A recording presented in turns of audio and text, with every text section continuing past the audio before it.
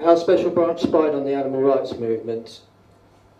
I set up a blog and a Facebook page, Twitter, AR Spycatcher, just to look at spies in the animal rights movement, which is where I've mainly been active over the years, so I've encountered a lot of them. I'm also well aware that all of what I'm going to be talking about happened a very, very long time ago. Yeah. If you're young, even the 80s was a long time ago. You may not be born then. So what I'm at pains to show is one of the reasons for doing this is just to say it isn't just of historical interest, although that's very, very important that we find out the truth of what happened in the past to signpost as to what's going on now and possibly in the future. But it's a live issue, and that's I'll explain why it's happening now, and I'll explain the impact of what's been going on recently. This sort of information isn't so much in the public domain as much as some of the earlier spies who've been sort of relatively well covered. Right, so we're going back, this will kill you, nearly 50 years, yeah? It's a long time. 1968, the 60s, yeah? We all know what sort of tumultuous decade that was. And it was through mass unrest, protests, demonstrations, sit-ins, occupations to do with Vietnam that the ruling class got really worried that they thought there might be a revolution. In September 68, Chief Inspector Conrad Dixon of Special Branch crafted a memo which said, "The more vociferous spokesmen of the left are calling for the complete overthrow of parliamentary democracy. They claim this can only be achieved by action on the streets. They desire a state of anarchy."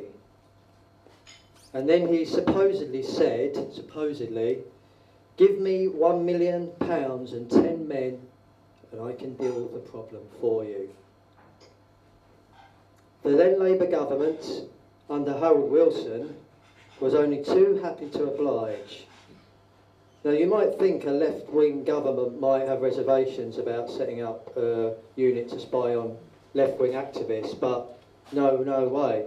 And in fact, as we'll show later, it's a bit of a tradition that Labour love spy cops. So they funded Dixon's plan straight from the Treasury, and the Spcial Demonstration Squad was formed. They were known to some as the Harries, yeah? And it was a new concept of policing, yeah? Police officers became activists, yeah? They infiltrated groups, often for years on end, changed their appearance. In that era, it meant growing your hair very long, had false ID documents, found flats or bedsits, which were spartanly furnished, jobs with flexible working hours or travel, such as delivery drivers or labourers. And they nearly always had a van or another vehicle, yeah, to drive around in. The Met now says there were 116 undercover officers in the SDS from 1968 to 2008, and over 400 groups were spied on, yeah? Many agents used dead children's identities to establish what they called their legend. This meant if someone searched birth records, a certificate would be found, yeah? Most had intimate relationships with their targets, which was what they called the people they spied on, at some point during their deployment. And these could go on for a very long time. One who wasn't in animal rights, who came in the 90s, called Mark Jenner, lived with a campaigner for 4 years, in her words, like a man and wife. Another characteristic of spy cops was how they ended their tours of duty, as they like to call them. Usually they feigned some sort of mental crisis and therefore left in a hurry, often saying they were going abroad, never to be heard of again.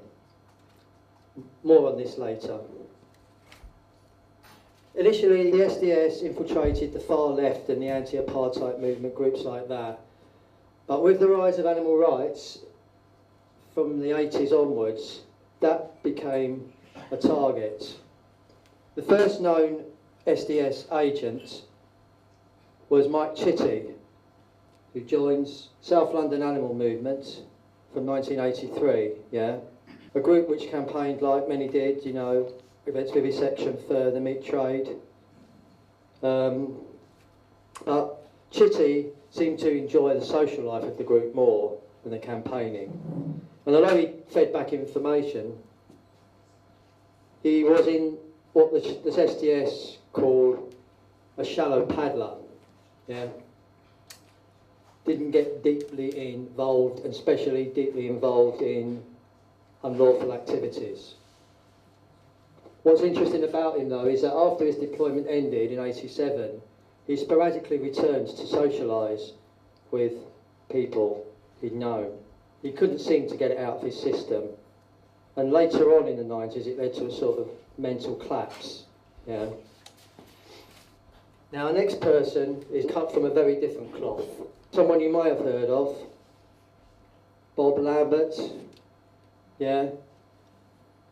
This was regarded in special branch circles as the legendary tour of duty. He was outgoing, charismatic, big hair, big smile, the quintessential spy cop. And for those of us who knew him, he was like unforgettable person. Although nowadays it's for all the wrong reasons, of course, yeah.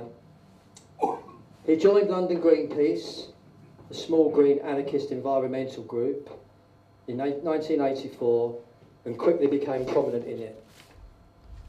One of the group's most important campaigns was against McDonald's, and Lambert played a key role in that. He co-authored the What's Wrong with McDonald's fact sheet, which you can there see him handing out with me in a photo taken in 1986. A few years later, McDonald's sued 5 members of the group. 3 of them, including me, apologised. Dave Morris and Helen Steele fought on with McLibel, the longest trial in English legal history. And that guy there was to blame for it. By then, of course, he'd long gone. It's not a very clear photo of what I'm trying to show there, but it's actually him on a stool holding up an ALF supporters group fact sheet from that time. I wanted to show that because of Lambert's very close association with the ALF and direct action. He's since said his primary objective was to infiltrate the ALF, yeah. And of that he did a very good job. Because for the people who knew him, he was a staunch advocate of direct action. He published documents inciting people to carry out ALF actions, including a leaflet called "You Are the ALF." And he did them himself, yeah. A particular target was Biorex Laboratory in Islington, which then had a very strong, active local group protesting against it. He joined in those protests, but he took it a step further, for instance, by telling me that he once dressed as a jogger and ran past the car of one of its directors while pouring paint stripper over it. Yeah. He also liked using glass etching fluid a lot. That was a particular favourite of his. But even that wasn't enough. In 1987, he became part of an ALF cell which attacked Debenhams with incendiary devices, causing £8 million damage. Jeff Shepherd and Andrew Clark are appealing their convictions due to his involvement. The following year, 88, he told me that he'd planted another device in Selfridges, and later a press release was received, codenamed Operation Silver Fox, about it, that he had written. He finally left in late 88, early 89, allegedly fleeing from the police, who were actually his employer, weren't they? But that was his reason to get out, yeah? By the time Lambert had departed, his successor, John Dines, had been in London Greenpeace for a year, yeah? He rose to prominence in the group, became its treasurer, used his van to ferry people, take them home after meetings. He went hunt sabbing, drove activists to sab a grouse shoot, those sorts of things. He was on the Horse and Hound ball, throwing bags of flour. In late 91, he feigned mental illness and again fled, yeah? No one knew where he was. 91 is quite an important year in terms of spy cops and the development of animal rights, because that year a new group was set up in London, a London-wide group, London Boots Action Group, big campaign against Boots the Chemist because it tested on animals. We had an inaugural meeting in November 91, and it was very, very well attended. What we didn't know, that there were two spy cops there, and he was one of them, Andy Davey. The other, Matt Rayner. They were in the group at the same time. They both attracted suspicion from certain people, but they settled into the life of the group. And in those days, you didn't think spies came and stayed in groups for months or years. Davey was IT literate at a time when computers were rare, and in 1993 he started producing the group's newsletter. And the following year he transferred the whole of the LBAG membership list to a database, fortunately with my help, which meant Special Branch had it all. He also had a hand in the London Animal Rights Coalition, which was set up in '94. He went sabbing. He wasn't universally liked. Some found him a bit suspicious, others didn't like his personality. Although it's known he had a long-term relationship. Anyway, he went abroad in '95 again, so you see the cycle that repeats itself, claiming to have found a job teaching English in Eastern Europe. Matt Rayner, deployed at the same time. He became an important figure in animal rights in London and elsewhere. Eventually became treasurer of London Animal Action. Took people to demos all over the country, including a sabotage of the Grand National in '93 that cost the betting and horse racing industry £70 million. He was known all over the country, and he took part in direct action as well. Jeff Shepherd is appealing his 1995 conviction, for which he served a 7-year sentence, citing Rayner's involvement. What's important to understand is that by 1993, Bob Lambert had come back on the scene. Yeah, he was now operations manager. He had control, the day-to-day running of the SDS. And he was using his experience to guide Rayner in how to spy on activists, and some of them were the same people he'd been spying on years earlier.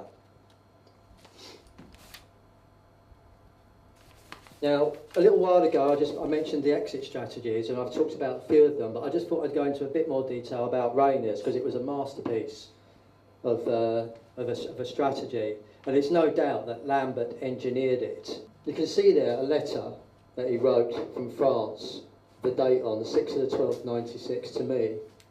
He'd always been interested in France and could speak French pretty fluently throughout his deployment. And he initially worked for a company delivering musical instruments, I think, But then about halfway through his deployment, he switched to working for a wine company over here. Now, he then said he was moving to a branch in Bordeaux, yeah? He went over and he actually let some of his friends who are activists travel over and visit him there at the address he had. He also sent letters, and in one of them, a few months later, we're talking about 96, 97 here, he said he was relocating with his job to Argentina. Yeah. In the final letter I received, Rayner said that he was started seeing someone and was suffering from laziness when it comes to letter writing. You see, he was creating the impression he was slowly losing contact with his former animal rights friends, enabling him to disappear.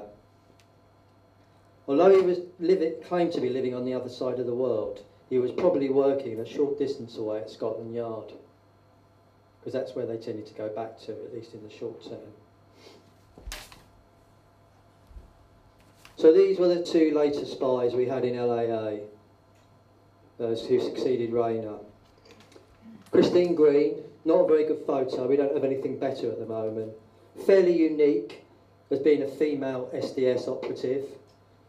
The book, Undercover, does refer to there being some SDS agents in the 80s in the peace movement, but she's the only one who's been named. Obviously that's her cover name, not her real name. She had a long-term relationship with a hunt sab and left in 2000. She said to go to Australia. Dave Evans, who you can see there, again not a terribly good picture, said he was from New Zealand and worked as a gardener. He sometimes acted strangely, such as going on a demo and then leaving soon after. And this, together with his sort of dishevelled appearance, led some to speculate he had mental health issues.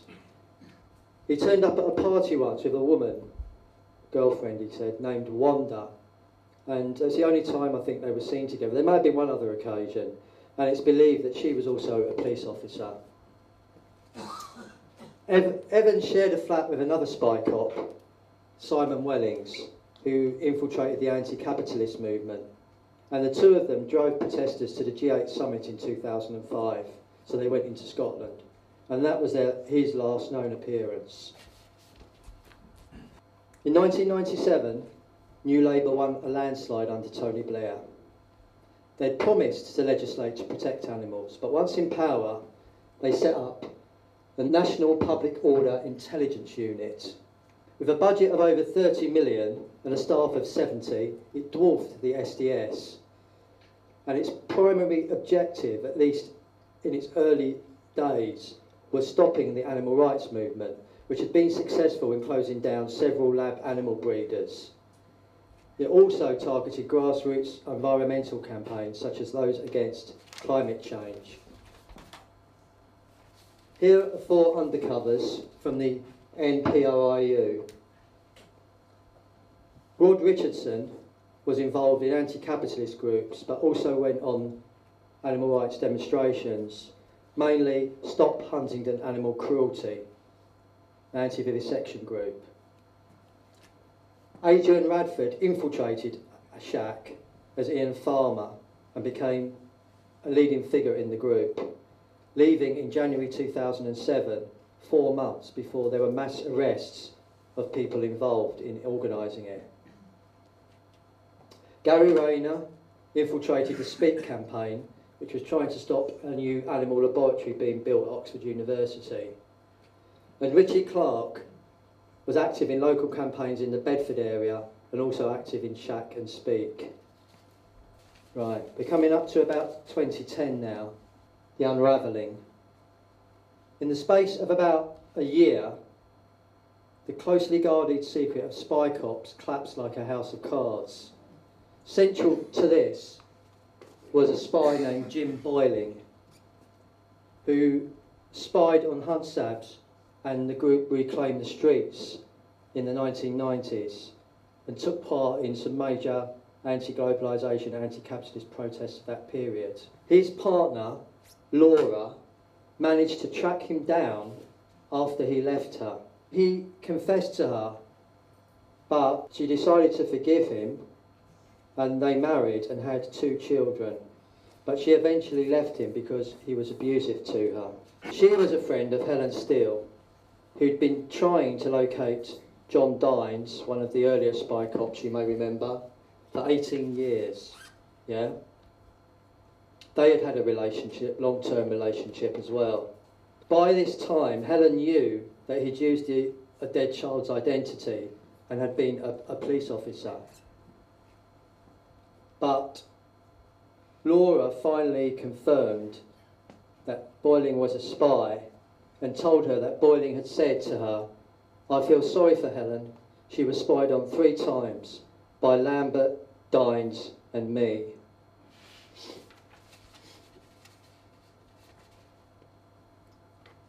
In October 2011, several London Greenpeace members, including Helen, confronted Bob Lambert, who was speaking under his new guise as an academic at a trade union conference. They chased him down the road before he jumped into a cab and left. Also what happened around this time was the unmasking of Mark Kennedy, who again I'm sure many of you have heard of, a spy who was active for many years, for 6 or 7 years. And that again led to the whole thing becoming a huge public issue.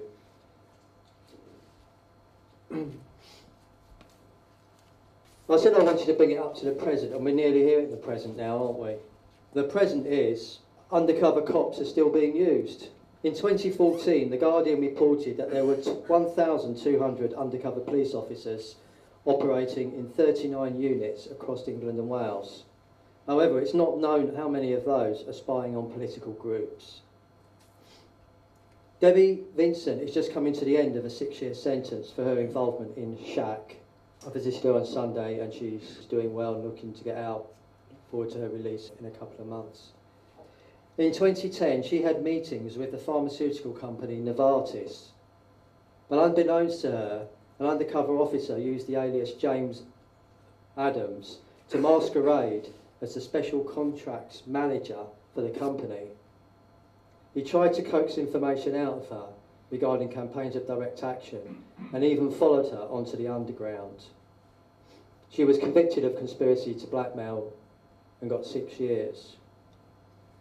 Sven and Natasha, they're a couple who were living in Amsterdam who've just been extradited. They came over to the country at the weekend, again for conspiracy to blackmail. The link to them, between them and Debbie, is supposedly at the International Animal Rights Gathering in 2009. And I think this is one of the main reasons for their charge, yeah? Now, it's claimed that Gary Rayner, one of the earlier NPRIU spies, was there, and he was there with other activists from the UK, and he took photographs of the 3 of them together, Sven, Natasha and Debbie, which were used as evidence, or may be used as evidence. So that's a live issue. Now, nearly all attention in the last few years has been focused on undercover police, and rightly so, yeah? But, in terms of numbers, informants possibly pose the greater threat, yeah? In the series True Spies, there is an interview with Special Branch Ken Day, a retired officer, in which he says that there were 100 agents, if not more, in the animal rights movement. This would have been about 20 years ago. And the vast majority of those would have been informants. These fall into, broadly speaking, 3 categories. People who are arrested or get into trouble and do a deal with the police in return for a more lenient sentence or not being charged at all. I mean, this type is almost as old as the movement itself. Cliff Goodman was snitched on Ronnie Lee in 1975 after both were arrested for burning down a laboratory that was under construction. The second type is professional grasses who enter the movement posing as activists. That's possibly the hardest type to spot. They're sometimes very convincing. And the third category is genuine activists whose beliefs change or who fall out with their with their fellow activists and are then recruited by the state. And we know that this has happened. People have experienced it themselves, being approached and asked to go away and have a chat with police and what have you. So that's the role of informants. It's something that is relatively, downplayed at the moment while we're concentrating on undercover cops, but it's very, very important. Yeah. Finally, just this organisation I was telling you about earlier, AR Spycatcher. There's a blog and the rest. It's Facebook, Twitter, email. If you need to contact the group, you can do it that way.